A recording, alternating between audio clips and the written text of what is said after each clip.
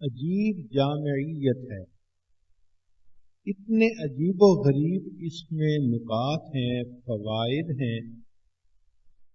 کہ ہر پڑھنے والا بندہ یوں محسوس کرتا ہے کہ یہ میری زندگی کی بات ہو رہی ہے۔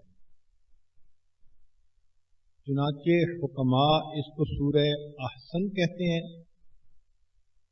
زاہد اس کو سورہ زہد کہتے ہیں، عارف اس کو سورہ معرفت کہتے ہیں، غمگین لوگ اس کو سورہ راحت کہتے ہیں، محبین اس کو سورہ حب کہتے ہیں، عابد اس کو سورہ ریاضت کہتے ہیں، اور ہم اس کو سورہ یوسف کہتے ہیں۔ حدیث مبارکہ میں اس سورت کے فضائل بھی ہیں۔ نبی اسلام نے فرمایا کہ جو شخص سورہ یوسف پڑھے، اس پر عمل کرے،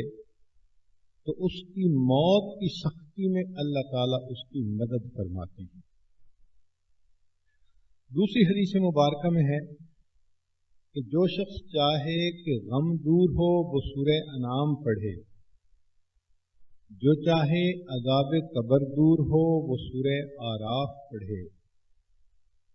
جو چاہے نفاق دور ہو وہ سورہ انفال پڑھے، جو چاہے غصہ دور ہو وہ سورۃ العصر پڑھے، جو چاہے کہ دل کی تنگی دور ہو وہ معوذتین پڑھے، قل اعوذ برب الفلق اور اعوذ برب الناس، اور جو چاہے کہ تمام بلائیں مجھ سے دور ہوں اس کو چاہیے کہ سورہ یوسف پڑھے۔ تو غمزدہ آدمی،